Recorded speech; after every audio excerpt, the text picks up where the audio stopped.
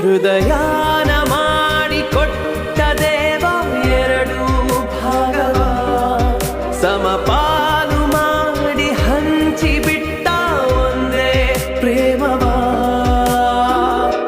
ಮರಳಿ ಮನಸಾಗಿದೆ ಮರಳಿ ಮನಸಾಗಿದೆ ಮರಳಿ ಮನಸಾಗಿದೆ ಮರಳಿ ಮನಸಾಗಿದೆ. ಸ್ಪಂದನ, ದೊಡ್ಡೋರ್ಗೆಲ್ಲ ಆ ಥರ ಹೆದರುತ್ರ ಕೊಡಬಾರ್ದಮ್ಮ. ನನ್ನೇ ನೋಡು, ನಮ್ಮ ಮನೇಲಿರೋ ದೊಡ್ಡೋರ್ಗೆಲ್ಲ ನಾನು ಗೌರವ ಕೊಡ್ತೀನಲ್ವಾ, ಹಾಗೆ ನನ್ನ ಸೊಸೆ ಪಂಚಮಿನೂ ಕೂಡ ಗೌರವ ಕೊಡ್ತಾಳೆ. ನೀನು ಅದನ್ನ ಕಲಿಬೇಕಮ್ಮ. ಬಾ, ಎಲ್ರಿಗೂ ಕಾಲಿ ನಮಸ್ಕಾರ ಮಾಡಿ ಕ್ಷಮೆ ಕೇಳು. ನಿಮ್ಮೆಲ್ಲರಿಗೂ ಒಂದು ಪ್ರಶ್ನೆ, ಕಾಲಿಗೆ ಬಿದ್ದರೆ ಮಾತ್ರ ಗೌರವನ? ಕೈ ಮುಗ್ದು ನಿಮಗೆ ಗೌರವ ತೋರಿಸ್ಬೋದಲ್ವಾ?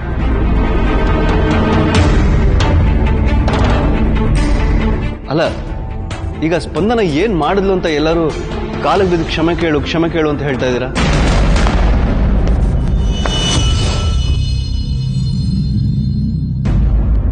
ನಿನ್ನೆ ಮೊನ್ನೆ ಬಂದಿರೋಳ್ಗೋಸ್ಕರ ಈ ಮನೆ ದೊಡ್ಡೋರ ಹತ್ರನೇ ಜಗಳ ಮಾಡ್ತೀಯ ವಿಕ್ರಾಂತ್?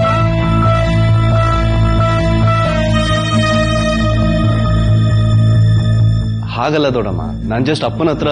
ಸಾಕ್ ನಿಲ್ಸು. ಕಾಲಕ್ ಬೀಳ್ದೇ ಇರೋದ್ ದೊಡ್ಡದಲ್ಲ, ಕಾಲಕ್ ಬೀಳು ಅಂತ ಮನೆ ದೊಡ್ಡೋರು ಹೇಳ್ತಾ ಇದ್ರು ಬೀಳ್ತಾ ಇಲ್ವಲ್ಲ, ಅದು ದೊಡ್ಡದು. ಅದ್ರ ಅರ್ಥ ಈ ಮನೆ ಹಿರಿಯರಿಗೆ ನೀವಿಬ್ರು ಗೌರವ ಕೊಡ್ತಿಲ್ಲ ಅಂತ. ಈ ಕಾಡ್ ಕೋಳಿಗಂತೂ ಅರ್ಥ ಆಗಲ್ಲ, ನಿನಗೂ ಅರ್ಥ ಆಗಲ್ವಾ ವಿಕ್ರಾಂತ್? ನೀವೆಲ್ರೂ ಕಾಲಿಗೆ ಬೀಳು ಅಂತ ಹೇಳ್ತಿದ್ದೀರಲ್ಲ, ಸರಿ, ಬೀಳಕ್ ನಂಗೆ ಪ್ರಾಬ್ಲಮೇ ಇಲ್ಲ. ಆದ್ರೆ ವಿಕ್ರಾಂತ್ ಸರ್ ನನ್ನ ಫಸ್ಟ್ ಟೈಮ್ ಮನೆಗೆ ಕರ್ಕೊಂಡು ಬಂದಾಗ ಅಮ್ಮ ನಿಮ್ ಕಾಲಿಗೆ ಬೀಳು ಅಂತ ಹೇಳಿದ್ರು. ಅವಾಗ ನೀವ್ ಯಾರು ಬೀಳಿಸ್ಕೊಳ್ಳೇ ಇಲ್ಲ.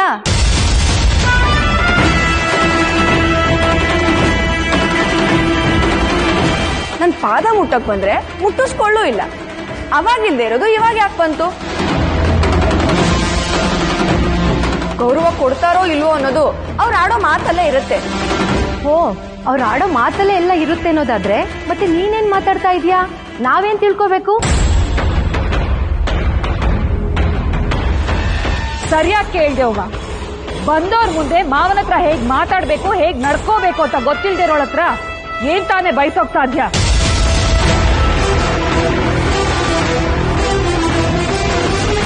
ಅಯ್ಯೋ ಬಿಡಿ ಚಂದ್ರಲೇಖ ಅವರೇ, ಇವಳ್ಗಂತ ಏನ್ ಪ್ರಯೋಜನ? ಇವಳು ಬೆಳೆಸಿರೋ ಅಪ್ಪ ಅಮ್ಮನ್ಗೆ ಹೇಳ್ಬೇಕು ಈ ಮಾತನ್ನ.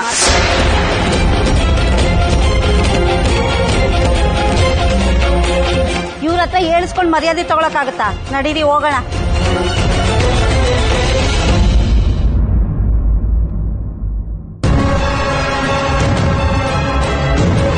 ಇವ್ರಪ್ಪ ಪೊಲೀಸ್ ಆಗಿ ಊರ್ ಜನಕ್ಕೆಲ್ಲ ಬುದ್ಧಿ ಹೇಳದ್ ಬಿಟ್ಟು ಇವಳಗ್ ಬುದ್ಧಿ ಕಲ್ಸಿದಿದ್ರೆ ಇವಳು ಇಷ್ಟೊಂದು ಮಾತಾಡ್ತಾ ಇರ್ಲಿಲ್ಲ.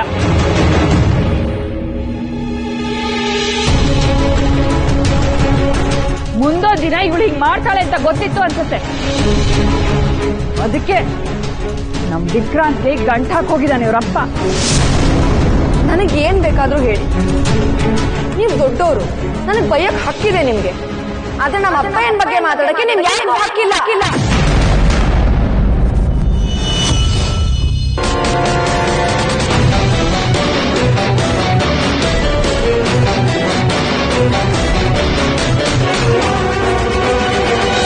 ಅದಕ್ಕೆ ನೀವು ಹೋಗಿ ಹೋಗಿ ಕಾಡ್ಕೋಳಿ ಹತ್ರ ಮಾತಾಡ್ತಿದ್ದೀರಲ್ಲ, ಅವಳಿಗೆ ಒಂದು ನಯ ಪೈಸಾ ಸಂಸ್ಕಾರ ಇಲ್ಲ. ಬನ್ನಿ. ನನ್ ಮಾತಿನ್ನೂ ಮುಗ್ದಿಲ್ಲ. ಮುಗಿಯೋಕ್ಕೂ ಮುಂಚೆ ನಿಮ್ ಯಾರನ್ನೂ ಕಳ್ಸಲ್ಲ.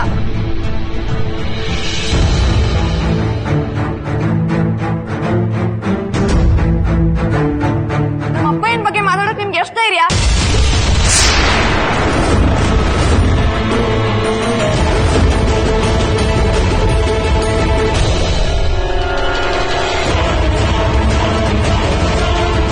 ನಮ್ಮ ಅಪ್ಪಯ್ಯನ ಬಗ್ಗೆ ನಿಮ್ಗೆ ಏನಾದ್ರೂ ಗೊತ್ತಾ?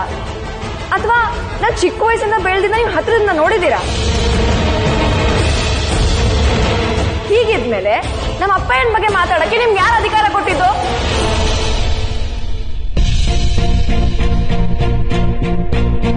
ತಪ್ಪು ತಪ್ಪನ್ನ ತಿದ್ದೋ ಬದಲು ಇರೋ ತಪ್ಪನ್ನ ಹುಡುಕಿ ಹುಡುಕಿ ಬೇರೆಯವ್ರನ್ನ ಬೈತಾನೆ ಇರ್ತೀರಾ. ಬೇರೆಯವ್ರನ್ನ ದೂಷಣೆ ಮಾಡಕ್ ಸಿಗೋ ಒಂದ್ ಅವಕಾಶನೂ ಬಿಡದೆ ಇರೋ ನೀವು ನನಗ್ ಸಂಸ್ಕಾರದ ಬಗ್ಗೆ ಹೇಳ್ಕೊಡ್ತೀರಾ?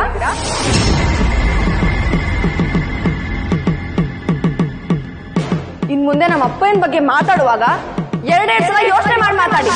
ವಿಕ್ರಾಂತ್, ನಿನ್ ಹೆಂಡತಿ ನಾಲ್ಗೆ ಉದ್ದ ಆಗ್ತಾ ಇದೆ. ಅವಳನ್ನ ಹತ್ತಲ್ಲಿ ಇಟ್ಕೋ. ನನ್ನ ಹತ್ರ ಹೇಗ್ ನಡ್ಕೋಬೇಕು ಅನ್ನೋದನ್ನ ಹೇಳ್ಕೊಡು. ಸಾರಿ ದೊಡ್ಡಮ್ಮ, ಏನೇ ಆದರೂ ನೀವು ರಾಮ್ ಸರ್ ಬಗ್ಗೆ ಮಾತಾಡಬಾರ್ದಾಗಿದೆ.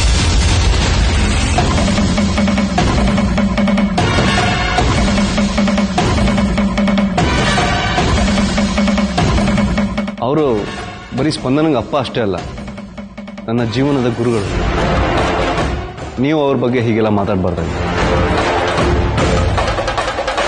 ಇನ್ ಮುಂದೆ ಯಾರೇ ಆಗ್ಲಿ ಯಾವಾಗ್ಲೇ ಆಗ್ಲಿ ನನ್ನ ಅಪ್ಪನ ಬಗ್ಗೆ ಕೆಟ್ಟದಾಗಿ ಮಾತಾಡಿದ್ರೆ ಯಾಕಾದ್ರೂ ಆ ಮಾತಾಡೋದು ಅಂತ ಜೀವನ ಪರ್ಯಂತ ಪಶ್ಚಾತ್ತಾಪ ಪಡ್ಬೇಕು. ಹಾಗ್ ಮಾಡ್ತೀನಿ.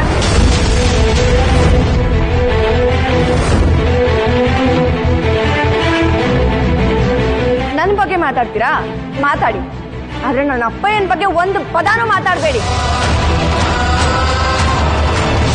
ದೊಡ್ಡಮ್ಮ, ಸ್ಪಂದನ ಸಂಪೂರ್ಣ ಜವಾಬ್ದಾರಿ ನಾನು ತಗೊಂಡಿದ್ದೀನಿ. ಅವಳಿಗೆ ಯಾವುದೇ ರೀತಿ ಅವಮಾನ ಆಗದೇ ಇರೋ ಹಾಗೆ, ಅವಳ ಆತ್ಮಗೌರವಕ್ಕೆ ಚ್ಯುತಿ ಬರದೇ ಇರೋ ಹಾಗೆ ನಾನು ನೋಡ್ಕೊಳ್ತೀನಿ. ನಿಮ್ಮೆಲ್ಲರ ಹತ್ರ ನಾನು ಒಂದು ರಿಕ್ವೆಸ್ಟ್ ಮಾಡ್ಕೊಳ್ತಾ ಇದ್ದೀನಿ.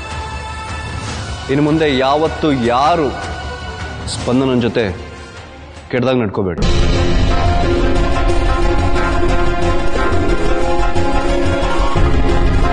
ಸ್ಪಂದನ ಈಗ ನಾಯಕರ ಮನೆ ಸೊತ್ತು, ಈ ಮನೆ ಆಸ್ತಿ. ಇವಳ ಹತ್ರ ಈಗ ಹೀಗೆಲ್ಲ ನಡ್ಕೊಳ್ಳೋದು ಎಷ್ಟು ನ್ಯಾಯ ದೊಡ್ಡಮ್ಮ? ನಿಮ್ಗೆಲ್ಲ ನನ್ನ ಕಂಡ್ರೆ ಯಾಕಾಗಲ್ಲ?